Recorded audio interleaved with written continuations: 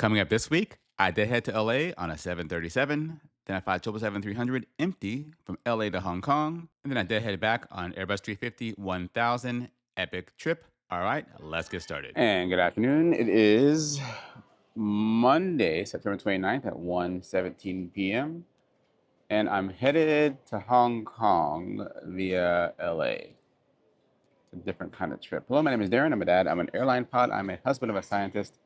Starting this video a little bit different than I normally do. I'm in normal clothes. I will not be flying a single passenger. Well, no, I'll be crew. I'll be crew on this entire trip. It is a 4-day trip, not my normal. And again, it's a different kind of trip. And I am the most junior by a lot again. They had two of these trips open. One left on Friday. That one was a deadhead to LA, deadhead to Hong Kong, ferry back to DFW. My trip is a deadhead to LA, ferry to Hong Kong, and then deadhead back to DFW. Why Dallas cruise, not LA cruise? I have no idea. Doesn't bother me. Doesn't matter. It is what it is. But when the trip came open, it was on a Friday. I was at my kid's football game. She was in the band, and came in open time. And I asked my wife, "Hey, this is for next week. You know if I pick this up?" Well, the one on Friday, she would not want me to do because she had obligations on. We had Friday night football, of course, the next Friday, and Saturday she had obligations for the band issue. But the one on Monday, I could do. Now I'm very junior, and there's no guarantee I'll get the trip. I have to bid for it. It's all by seniority.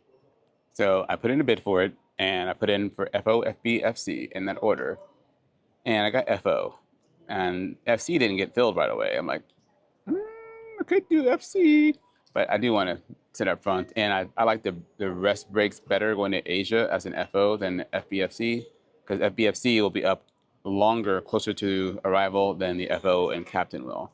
So unless I'll be sleeping, wake up, we'll land, and then we'll go through. I have no idea how security and everything else is going to go. We have a handler, apparently, we're going to meet. It's going to handle us from the airplane to the hotel.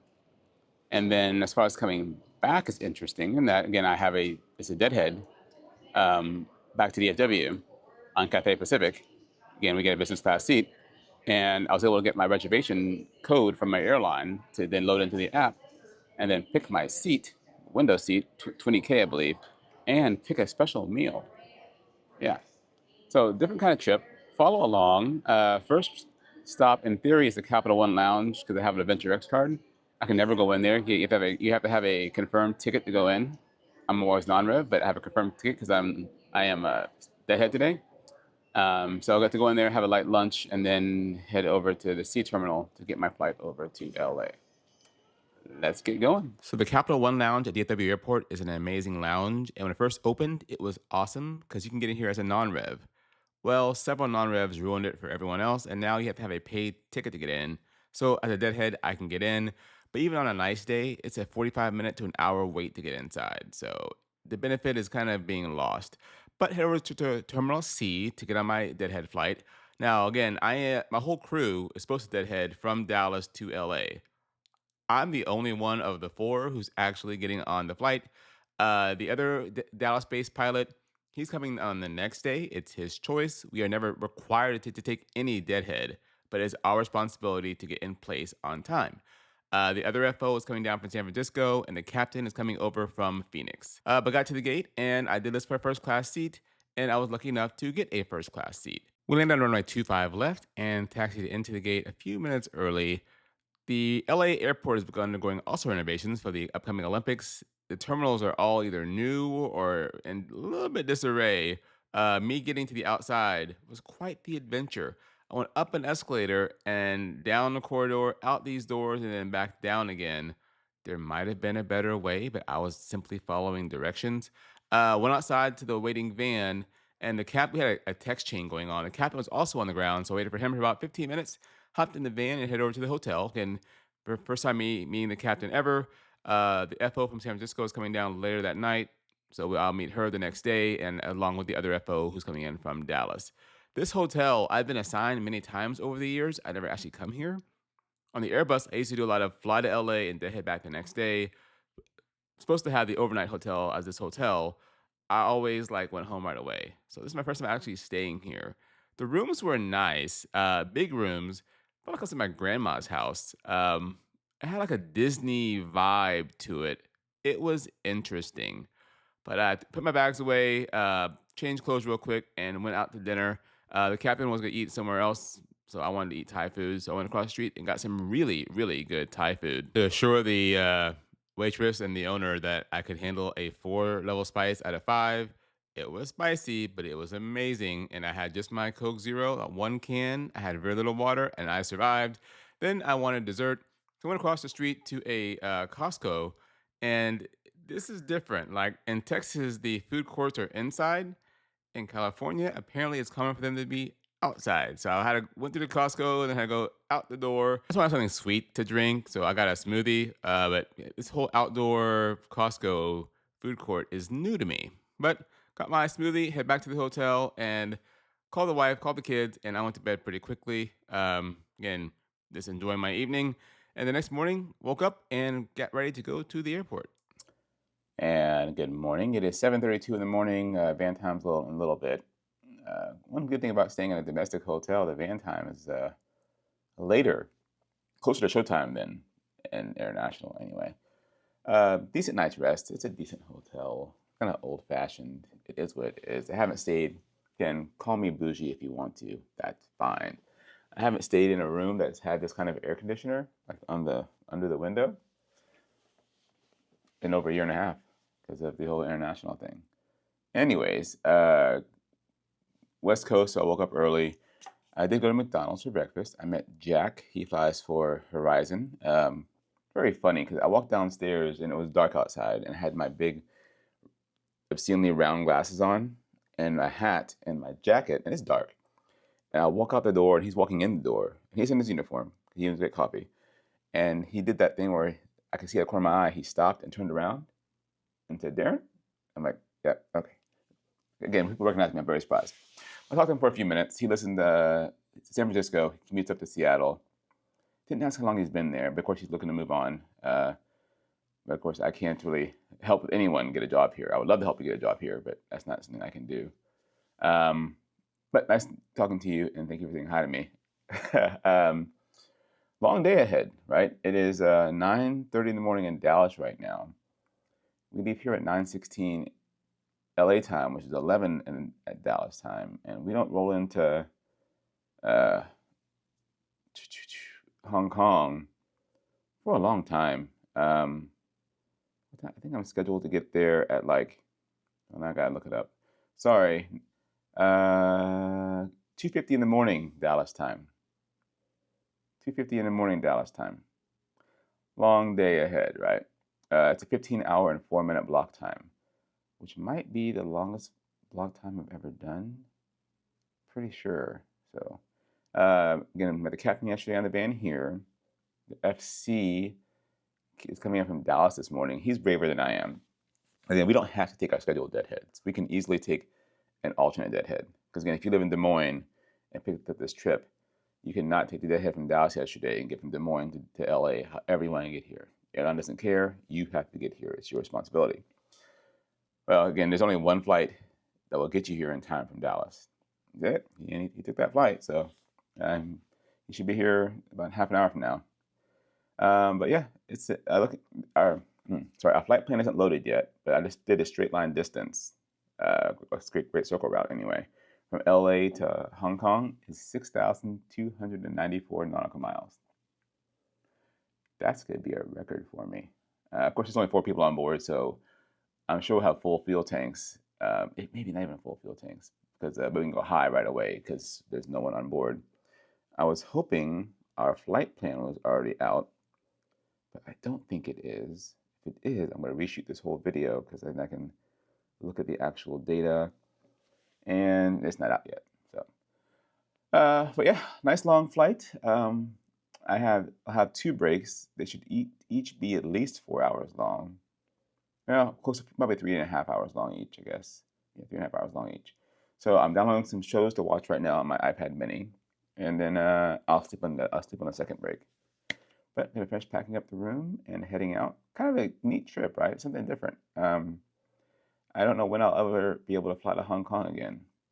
Like, I know I can take vacations there, but we have no scheduled service there. So we kind of need to visit. I hope to have enough energy once we land, hit the hotel, and then change clothes and hit the ground running right away. I downloaded the app for I think it's an Oyster card, I believe. It's something card that I downloaded to my phone that I can recharge and start using right away in Hong Kong. All right, let's pack up and hit the road. So I've been staying in hotels now for almost 18 years. I have a system of unpacking and packing. I rarely leave anything behind nowadays. Maybe once every 3 or 4 years, I'll leave anything behind. Downstairs and into the van, I met the relief pod for the first time, and the captain hopped inside. Again, the other FO was meeting us at the airport, headed to the Bradley Terminal, which is the international terminal at LAX. Went inside, and there was a little bit of confusion on whether or not we'd have crew meals on board. So we all actually grabbed our own food just in case. They did end up loading one set of crew meals on the airplane. It is what it is, but thankfully I just ate what I brought. Again, this is a 777-300 headed over to Hong Kong, not for a new cabin as people thought it would be getting. It's just getting a heavy check. Why in Hong Kong? Because that's where it's being done, and that's all that really, really matters. Again, we left from gate 157. The plane had come in as a ferry flight from Dallas. Head down the jet bridge and hopped on the airplane, and this would be my home for the next 16 hours or so. It's a 15-hour flight over there. Again, on our 777-300s, we have an actual first class, a business class, premium economy, and regular economy seats. It is a very long airplane. Now, we had the option of either going up to our bunks or staying in the first class seats. We actually decided to all grab a first class seat to ourselves. By this point, I'm getting my nest on my side of the flight deck ready. Again, I'm the FO on this trip, so I'm in the FO seat for the entire trip. And it was kind of nice. The captain was a super senior guy, very senior guy. And he asked me, do you want to fly or talk? I'm like, if you don't mind, I would love to fly over there. So it was my leg over to Hong Kong. And it should be noted, I was the only one not in uniform when we left the gate. And this would be an issue later on that I did not know. But as far as our clearance goes, this is what it looked like. It was a CPDLC clearance, lots of directs, and it's kind of confusing to read. Pause to read if you want to. We had a normal departure out of LA, the Dark 3 departure to Mickey, climb via the SID, except maintain 5,000 feet, 50300 later on, and there's a squawk code and departure frequency. Now, you might think an empty 777-300 would take off really quickly. We'd go really fast down the runway. And it would, except for we don't ever use max thrust if we don't have to. We use a reduced thrust, and the Boeings have multiple ways of reducing thrust. So we did a TO2 takeoff, which reduces it quite a bit. And then we use an assumed temperature of 41 degrees Celsius, telling the plane, pretend it's that hot outside, which further reduces power even more, in this case down to 89.9% N1. So it was a very leisurely stroll down the runway. Again, we're still going very quick. V1 is over 150 miles per hour. So we're going really quick. It never seems that fast, of course, and this is in real time because the stripes in the runway are so big, it makes everything seem really, really slow. But here we are, rotating up into the air, and away we go. Now, I did hand fly up to about 15,000 feet. Right here on my simulation, I'm going to go ahead and turn autopilot on quickly just so I can get everything narrated correctly. I hate Flight Sim 2020 and 2024, but I'm using it for this example because there is no 777-300 on X-Plane 11 or 12 that is worth anything good. But here's our route of flight up to near San Francisco before heading out west over the ocean. And then we have this latitude and longitude fixes all the way across the ocean. Multiple latitude and longitude fixes, lots of ETOPS circles and waypoints. And then before we go over into Asia and get more of the named waypoints. Now, on this long of a flight, we had multiple breaks, right? I was up front for the first, I think, 3.5 or so hours, and then I had a 3.5 hour break, rinse and repeat. I came back just before top of descent. Here is the Flight Radar 24 tracking of my flight, just as depicted on the previous chart, up near San Francisco, up and over, and all the way across the ocean. Now, having 4 pilots on board, we did not have to have the flight deck door closed. We could have it open the whole flight. And we didn't have to sit in our seats, right? We could do whatever we wanted to while we're in the back. We can go to the bunk area. We can go sit in economy or in business class or, of course, in first class. You can see our route of flight. We did get a small hold once we got close to Hong Kong and then vectored in to land. Again, it was a very scenic approach coming in there. And don't worry, I'm not skipping over the Enroute out portion. I'm just showing you this portion now, and then I'll show you what I did on the long flight as well. So what does one do on a 777-300 when you only have 4 people on board? Well, you do a lot of walking. I didn't want to just sit in my seat the whole time, right?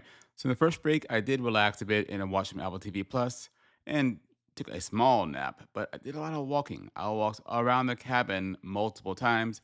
I put my Apple Watch on indoor walk and just did lap after a lap after a lap after a lap.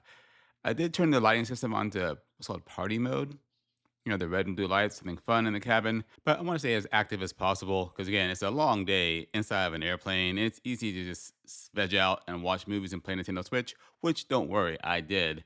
Play quite a bit of Switch and watched a few TV shows on Apple TV Plus. But beyond that, a lot of walking and moving. I did find a little refrigerator for my lunch. I had no idea that was even there.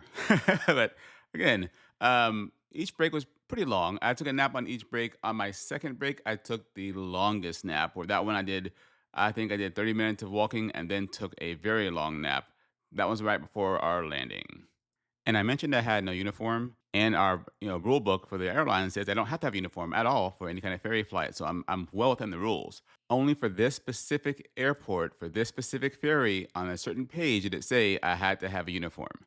And well, I didn't have one because, again, I had no need to go to my Jeppesen app, open the app up and look at the airport and the company pages before the flight.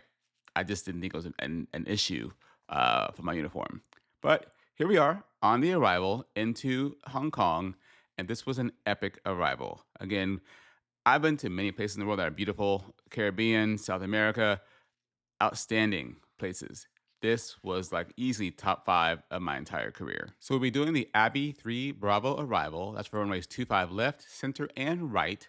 Pretty basic arrival. A few altitude and speed restrictions, I guess one speed restriction, but that connects to the RNAV transition to ILS 25 right, which we just kind of guessed it'd be the right or the left, probably not the center, and we got the right. So it connects to this. So the Abbey arrival ends at RIVME, and this goes all the way down to VH 528, which is the final approach fix for the ILS runway 25 right approach. So in order to get into the airport, we have to have 3 separate charts. So we start off with the arrival, then it transitions into this RNAV transition. So it's an RNAV, meaning GPS is needed to follow the path down to join the localizer and then the glide slope for the approach onto runway 25 right. And before I get on to the approach, at this portion of the flight, we were on autopilot and descending on VNAV as I am on the sim right here, and the scenery outside was just beautiful. All the islands, all the topography, the small cities we're passing by. We passed by this little bitty airport in this valley, and we're like, how can anyone get in there and land? It's like, that is a very, very tight approach. Now, like most of my approaches, this would be an ILS to a visual approach, runway 25 right. You see the fixes are top on VH 536, VH 528, and then we go down to 223 feet above the ground. I slowed the video down. See where my mouse is? That's the airport runway that I saw coming in. It looks like a very tight approach to wherever that is in Hong Kong or possibly China. Don't know the area very well. But you see all the topography and all the mountains and hills around the airport. When you have big changes in topography and wind, it can cause pretty turbulent air for aircraft operating in and around the area. Thankfully, on this day, it was pretty calm winds. In the sim right now, I do have totally calm winds. But on this day, I think I had a quartering headwind. On landing, on the descent, though, I did have a pretty good tailwind that I had to deal with the speed brakes and slowing down and going down at the same time. I'll speed up to 4 times normal speed to not waste your time. This was an outstandingly beautiful approach. I've said it many times, and it was. I mean, just look at how beautiful this is. You see the airport out straight ahead. Now, in the sim and in real life, I use flaps 30 and auto brakes 2 for my configuration. And we had an approach speed of 135 knots. About 136 in here. It was about 135 in real life. Really slow for a 777-300. And coming in on 25 right, we'd have a crazy long taxi as you saw earlier. So we wanted 25 left, but again, it is what it is. All the lights get turned on because I didn't turn them on because I'm flying by myself. You can see the runway out straight ahead. And again, I made the most awesome landing I think I have ever done on 777-300. and no one saw it but my other 3 pilots. They all said, "Wow." I even amazed myself. I landed close to the end of the runway, about 1,800 feet down the runway, which is as for our zone, and so soft. It was so soft, better than the sim. But landed, and then we had a very, very long taxi over to our hard stand, parked, and we were done. They all packed everything up while I finished the last bit of the checklist. As the FO, I do the actual last checklist on the airplane. Once it's done, I got all my stuff together. Because again, this has been on this plane now for like 16 hours. So I checked all the nooks and crannies, make sure I didn't leave anything behind. Here I am giving myself a landing credit just to make sure, because again, we report credit for landing either on this computer here or via the computer system the airline owns. Once that's all done, I got everything finished up, headed outside, and we were all surprised to see a mechanic from our own airline who was actually there. He's actually stationed there for a few weeks to oversee the checks that they're doing on the airplane. Now, we did have a handler, as a local person in the airport that was escorting us onto the bus, and then we thought all the way to our hotel bus. But that wasn't quite true. So they did get on the bus with us. We were on the airport to the customs area, up the escalator, and he just kind of pointed to what stand we should go to for the immigration portion. And then we never saw him again. So from this point, we're like normal passengers having to figure out how to get out of the baggage claim area. We went the wrong way the first time, then the correct way. We saw some other pilots from some other airline, kind of followed them, then went outside and tried to figure out how do we get to the bus. Because again, we all felt like such passengers, left and right. I kind of took the leap a little bit. I thought I knew where I was going, but no, it was the wrong way. Eventually, though, we did get out to the correct bus, head over to the hotel, and man, it was this so awesome. Checking in the hotel was thankfully non-eventful, and now for a quick room tour. Weird little thing in the middle of the room. I don't know what this is for. They had some plugs in it. I don't get it. They had a dehumidifier in the room. It was very humid in Hong Kong. Not too many outlets. The shower had a step down. That was kind of weird. Like, huh. And then a separate little room for the toilet. No bidet. Asia normally has bidets, not in Hong Kong. And then, basic sink area. They had 2 little bottles of water I could use if I wanted to, which I did take them for the next day. And then the view, not a big view. Um, Speaking of the view, I haven't watched a TV in a hotel room in like years. But here's my view out of the window. And now let's go ahead and do a flight debrief. Okay, so it's 5:28 p.m. local in Hong Kong, 4:28 a.m. in DFNW, and yeah. So it'll be a short one. 'Cause I'm gonna meet the crew downstairs because I've never been here before. The captain came here during COVID.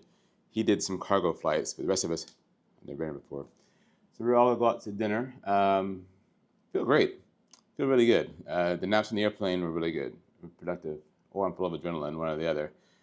We had a handler. I'm sure I already said in the voiceover that helped us all the way to immigration, and then we were on our own. Took a little bit to figure out where the van was for like normal passengers. And my landing was so spectacular. I wish I could have filmed it with these glasses because it was beautiful coming in here, all the terrain and everything, and just amazing. And then I touched down so softly, like it was just, it was buttery smooth, which is odd for a very light airplane. But yeah, Hong Kong, who knows if I'll ever get to come here again as a flight crew member because we don't fly here. I was very surprised to have our door opened up and see people from our own airline here, like mechanics. Interesting. I guess they're overseeing the work being done. It's just a heavy check. That was a surprise. But maybe more later. I'm going to have to tell my crew probably that I do make YouTube videos because I have to film while we're out and about. So if they ask, I'll just have to tell them I make YouTube videos. All right, time to go downstairs.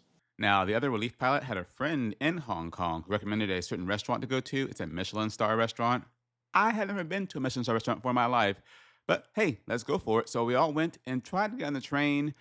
It was a little bit confusing trying to figure out how to buy a ticket, credit card or not credit card. It's their silly payment card. We weren't quite sure. So I stood in line. Then we went to the machine.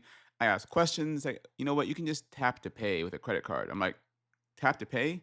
That should be easy.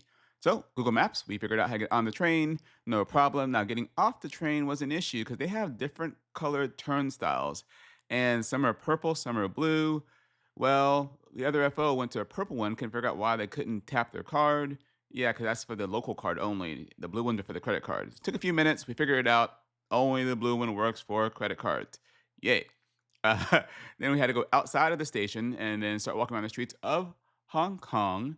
The Google Maps had me cross the street here. We thought that was a little bit odd. Maybe it should have been up in the air, but whatever. So we crossed the street, and it was a beautiful night in Hong Kong. We saw lots of people just hanging around on the sidewalks, and we don't think they were homeless because they all had like, blankets and phones and speakers. Like maybe it's just a thing. But we went in buildings. We weren't sure if we had to go in or not. Went inside, then down and over. We were a little confused, but it was a beautiful night in Hong Kong. Again, very, very quiet, similar to Tokyo. Eventually, we got toward where we're going to. It was a restaurant called Samson. We were a little bit worried about having a long line, and there was a wait, but it wasn't a crazy long wait. And they use WhatsApp. And thanks to Ben flying for a living and my other TikTok friends, I have WhatsApp. I only talk to them, no one else. So I was able to give them my WhatsApp number and get in queue to go inside and get a table with the four of us. We were all exhausted, but it is what it is. And I took that time to do some car watching, right? And our car spotting anyway. And again, I love cars in general, especially cars I can't get here. I would love to import cars, but it takes 25 years for the most part. And I kept checking my queue and it kept getting better and better. And eventually we were finally able to go inside and get our table, table for four, right in the middle. We're sitting on little bar stools. Again, it is what it is. And yeah, this is what the restaurant looked like. It was packed. Every table was full. And then as far as food, I ordered a curry, of course, and it was a seafood curry with prawns in it. What's the difference between a prawn and a shrimp? To me, they're the same thing. I also ordered a mango drink because if I had any kind of alcohol, I would go to sleep on the table. I was exhausted, but the food was absolutely amazing. Very full of flavor. I could not eat all of it. I tried. And the dishes were just, I mean, it was all really good. Everyone loved their meal. It wasn't crazy expensive. It wasn't cheap. It wasn't crazy expensive either. And it was nice to actually go out with the crew because, again, they were all strangers to me.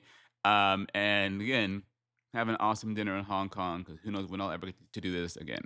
And we all finished our meal. No one had room for dessert. It was all really good food. And headed back to the hotel, again, through the streets of Hong Kong. Again, awesome city, so quiet. It's just amazing. And I would love to have explored Hong Kong, but we were exhausted. It was, 7:30 in the morning in Dallas. I only had just naps up until this point on the airplane. I needed sleep. And again, what I normally do on an overnight is go to bed at local time. And it worked until 3 in the morning when I was awake. And I'm like, well, here I am.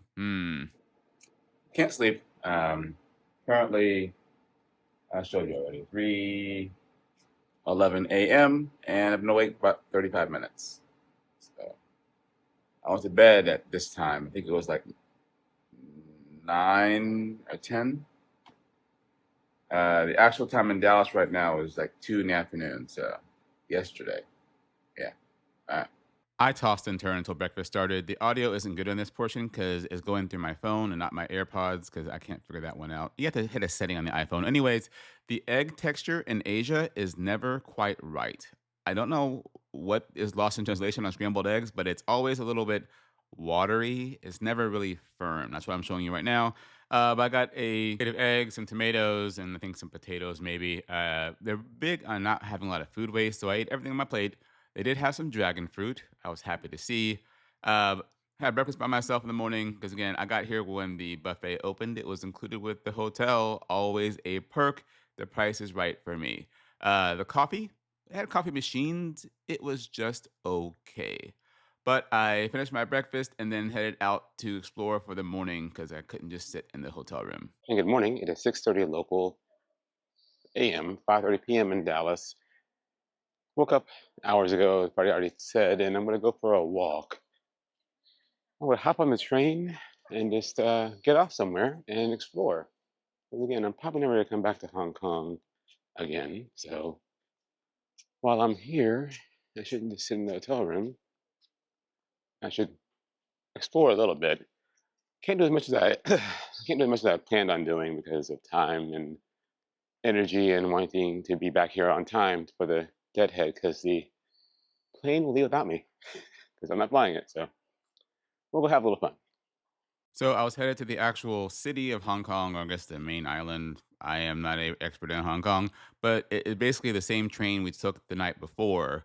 Um, Not hard at all to do. Now I was going to a different area of Hong Kong, so I did have to do a transfer. Thankfully, the trains here are so easy to navigate. I love the signage they use in Hong Kong. They have like exits are labeled with letters like A, B, C, D. It is so easy. So Google Maps tells you what train line to go on from here to here. When you get to your destination, it even says exit via C or D or A. Versus like in New York, it might say exit via Roslyn Street. Or maybe that's DC. I have no idea where Roslyn Street is because they don't have signs in the subway. They don't. At least I've never seen them. Anyways, I got to where I was going, went outside, and bam. Now, it's very likely that the area I chose could be a little bit more busy than the other areas of Hong Kong. But I just went, right or left. I decided to go left. The streets were a little bit dirtier than they are in Tokyo. And again, I think maybe it had like a nightlife crowd going on. But again, feeling a little bit so grabbed an energy drink and kept on walking. I am not even going to attempt to tell you everything I saw. I truly just walked around, saw something, and went for it. Saw a set of stairs and went for it. I did search for tourist like stuff around, and I saw this one thing on the map, the building that had a lot of painting on the side of it. So I said, "Hey, let's go walk to it." It wasn't too far away, and here it is.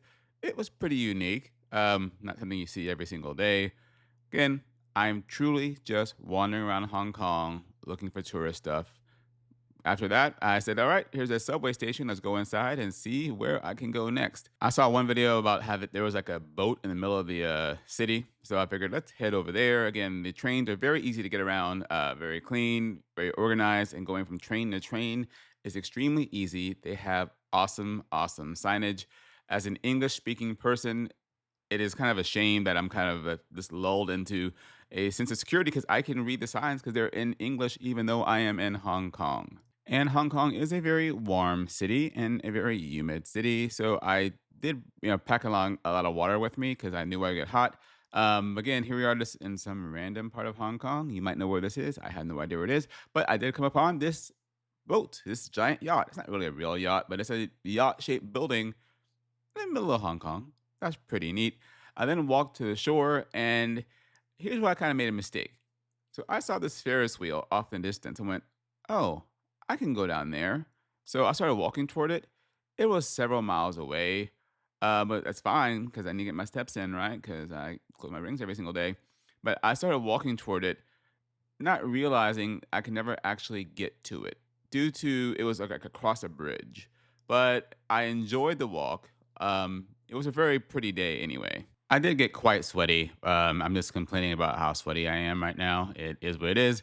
But again, I kept just walking. I walked over 8 miles this morning, just getting my steps in and seeing what I could see. It's a very lively city, tons of tourists, tons of people out and about. Um, I would love to visit here again with my family. It'll be an awesome experience. Now, this was the end of my walk when I realized I couldn't get to the Ferris wheel because it's across the bay. I was a little bit like, man. So I just took a nice, video panoramic area of the other side of the coastline and said, all right, let's head back to the hotel.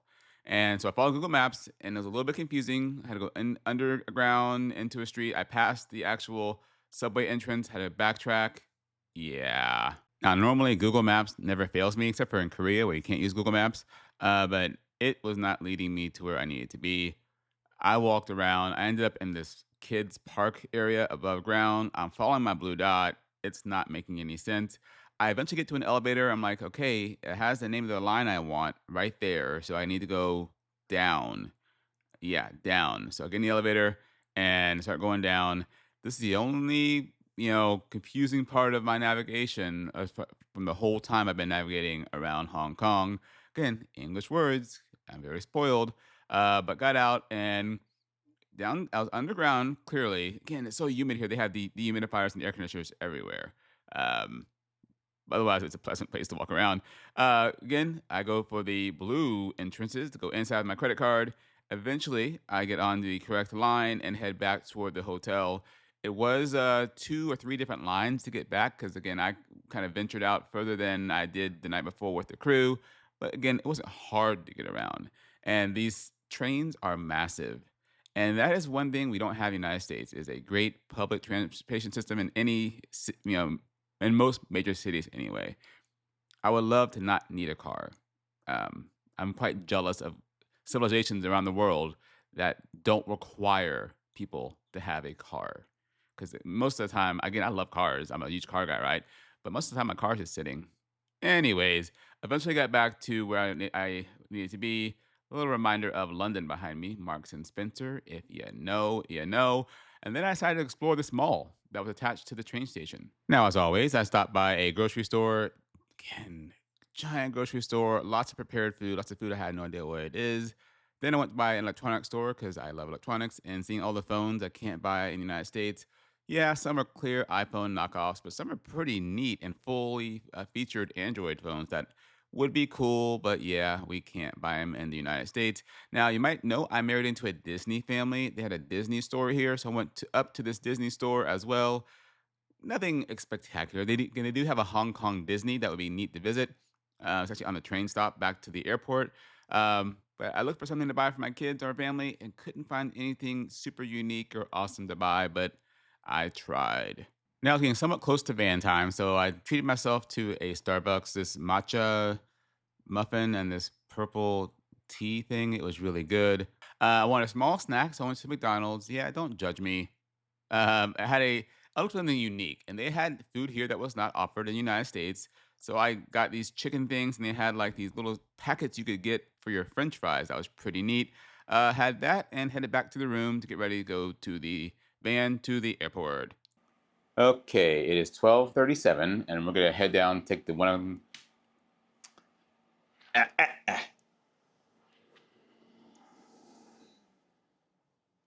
The humidifier is very loud. Or the humidifier. It's 12:37. We're taking the 1 o'clock van to the airport. If I just leave till 4:05, boarding to 3:25. And we kind of discussed it last night. We're all normal people today. We're not, we have no general declarations. We're not crew members today. We're just regular passengers.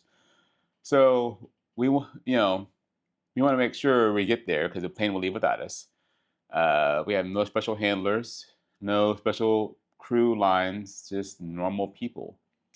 We might be able to go if they have a business class line, but otherwise we're normal. So we're gonna make sure we have enough time to get to the airport, clear security and all that jazz and immigration, and then get to the gate because the next flight's not till Saturday, and today is Thursday. So, but I had a decent visit. I didn't do a whole lot.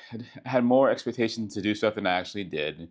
Um, this morning, not a lot of stuff was open, so I just explored the city on my own a little bit. It was fine. I'd love to come back. Love to come back. It's hard to get here, right? Not hard. It's expensive because I won't ride in coach across the ocean. That's not who I am. But it's an interesting city. A lot of shopping. A lot of high-end shopping stores here. I'm glad I didn't have to buy an octopus card. Probably I could have saved some money if I bought one, but I didn't buy one. Didn't need one. Just tap to pay. This room is interesting. That center thing is weird. You step down into the shower, and there's a warning about that. But somehow water still got into the toilet area because the wall's not totally sealed. There were no outlets next to the bed. A little bit of annoying. It's fine. It's a functional room anyway. Um, yeah, we have 20 777-300s. I think 3 of them have been here so far, so that's 17 more flights if they keep doing all the heavy maintenance here. So maybe I can come back that way. But let's head downstairs and get on the van. All right. Again, I've only seen that in Asia where you press the button and it lights up before the elevator doors open. I love that convenience. Anyways, so 3 out of 4 of us met and got on the van. The fourth pilot was going to come a little bit later on at their own risk. So we got to the airport again. We are all normal people. And so we had to figure out where to go and how to check in. Normally on trips, we carry a piece of paper called a general declaration, which has all the crew on it and serves as our passport in and out of the country. It's very rare for countries to look at my actual physical passport because of this piece of paper. And that's what we use on the inbound flight. So we were never stamped in or scanned into the country at all. I had to go through normal security first, and I'm watching my bags. I'm hoping they don't get pushed to the side because, again, I'm a normal person with normal allowances, yada, yada, yada. And so that portion was done. And then we had to go through immigration. And they wanted us to first use these kiosks, but we couldn't use the kiosk because we didn't scan into the country the day before. So we had to then go to the special handling area. And thankfully, one of the pilots did have the general declarations from the previous day. They were able to use that to verify us and see why we weren't stamped into the country. We were then able to go through and clear immigration as normal and then head over to the, well, we thought would be the correct business class lounge to relax before the flight. And again, this airport is huge, just like a shopping mall. They had so many high-end stores. Not just here, but every mall I went inside while I was in Hong Kong had so many high-end name stores. I'm like, wow, who's shopping here? So the first lounge we went to was the first class lounge. That was the wrong one. Then we went to the business class lounge. That was the correct one. Interesting elevator, had doors on two sides. So even though we are on duty, not in uniform, we still can't have alcohol. So I just got some regular snacks and a Coke Zero and relaxed before the flight. Again, it was a nice lounge. It was on par with what my airline offers in the United States. So relaxed for a bit before heading over to the gate to begin the boarding process. And we weren't quite done because we all checked in via the app. We all had to have even more special handling and have our passports rescanned at the gate. It's normal. But we all figured that part out, then kind of stood by. The staff was amazing. Very long jet bridge to get onto the airplane, by the way. But eventually, boarding started, and we headed toward our business class seats on Cathay Pacific. Now, if you watch a lot of my videos, I often sit in business class on wide-body aircraft. And the reason is, due to my pilot contract, for certain types of flights, we are guaranteed a business class seat or better. And so this type of flight, it's business class or better. So the airline did, of course, pay for it. I wanted to stop by the flight deck and take a look inside. I got to walk inside an Airbus 350 years ago, a sim at my own airline. When I got hired, they sent to remove the sim, but they looked busy, and I don't want to be that annoying guy. So took my seat, 20K, plenty of storage, very comfortable seat. The screen was very high resolution, and of course, this one also had cameras on the outside of the plane. Only one of them was working, the landing gear camera. So I used that quite a bit. Here I am doing a Noel Phillips style loo review. Just kidding. But it was a very nice loo. They had face mist and lotion and some kind of body mist, in addition to alcohol stuff for your hands. They had lots of mirrors and napkins. And this was like the mid cabin lavatory. The one up front, I don't think I shot a video of. Maybe you'll see it, maybe you won't, probably not. That one had a window in it. And that window became an issue when it was dark outside and someone walked into the loo and the window was open. It's like a bright light shining into the cabin. But I had an incredibly comfortable seat for the flight. Again, I got to pick my seat. I was very happy to get a window seat, especially for this long of a flight. On the way out of the airport, taxi out, we did pass the hangar, and the 777-300 we brought in was already inside, getting its full makeover done to be back and better than ever to operate for my airline here in a few weeks. And again, I watch the cameras on takeoff because I am a geek. Now, the nose gear camera it was a little bit dark, at least on the ground. I wish we had the tail camera, but it never came up the entire flight. But I watched the entire takeoff as we got onto the runway and up and away we went. Nothing spectacular as far as the view goes, but it's neat to watch, right? Especially being able to watch the nose gear lift into the air and then retract into the body for the next 15 or so hours. Again, you can see out the window at the same time. It is spectacular. The scenery in Hong Kong. Up and away, and there goes the gear.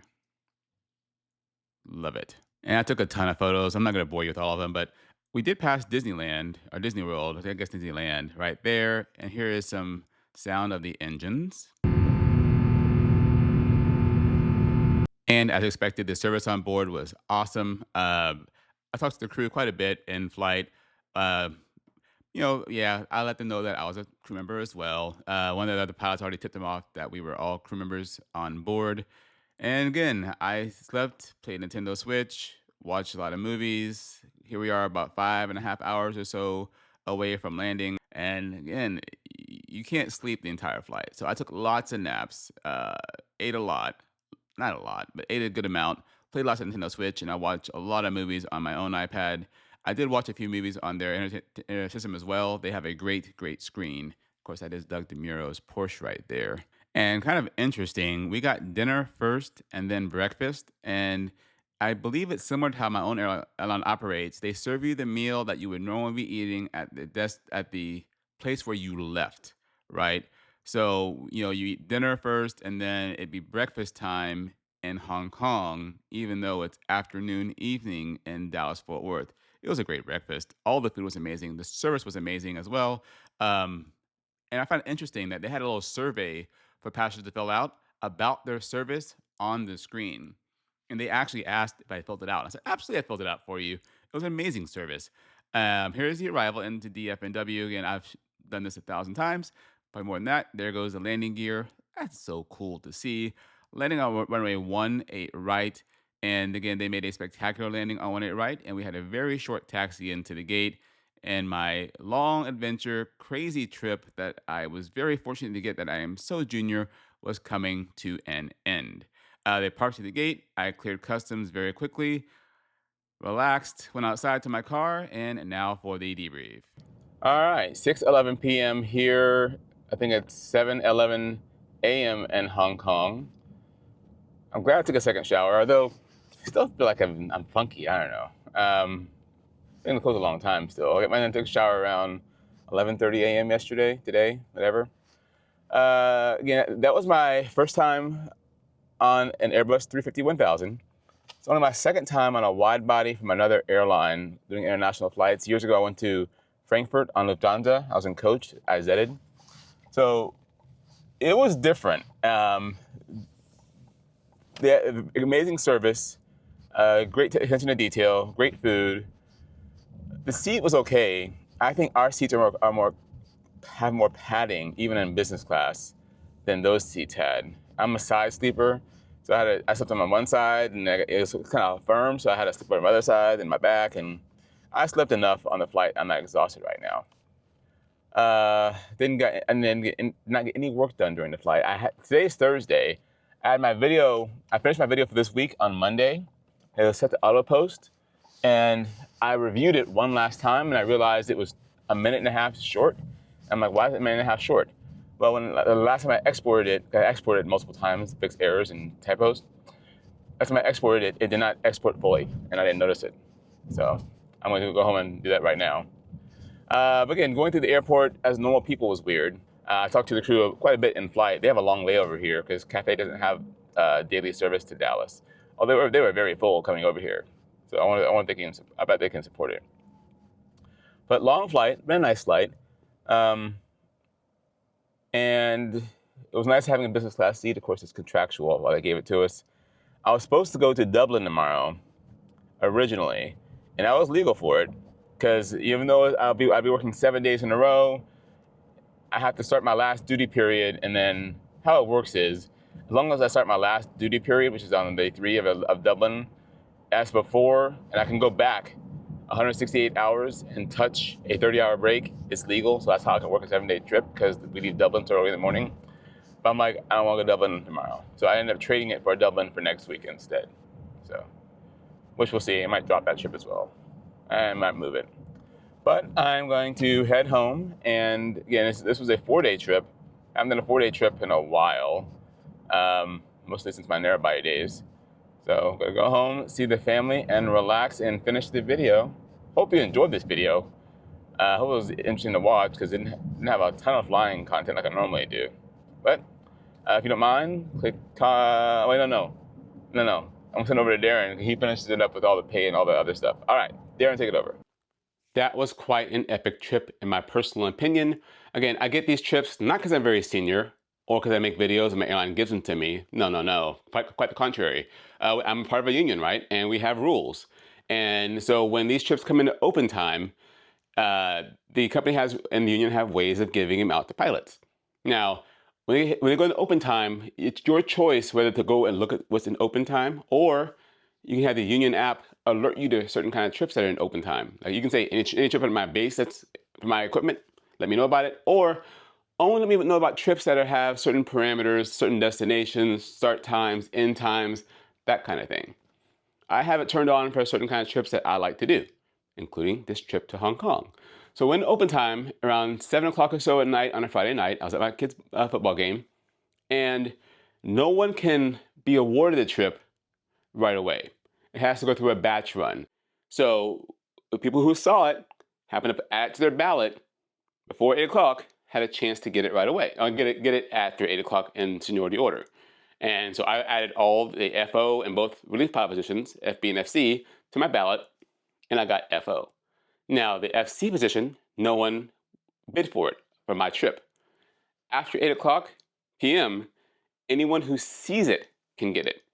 So say if you are the number one pilot at the airline, you didn't see it before 8 p.m., well, you can now pick up that FC trip right away. Or you're the most junior pilot on the 777, and you see that FC trip, like, hey, I want it, and I got it. Once I get awarded the FO trip, no one can just take it from me. So that's kind of the short gist of how it works. Trip trading is so complicated. I get questions about it all the time, try to explain it. I cannot explain it. It's different every single airline. And it's something you just have to read the rules, try things out, mess up a few times to understand how the system works.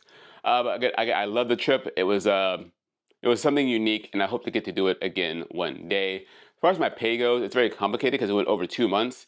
So my union app has 2 different totals. So the totals are on the screen here for my hourly, my international pay, which is only the leg from LA to Hong Kong, and then my per diem for the entire trip. And then, of course, my 401k contribution from my airline.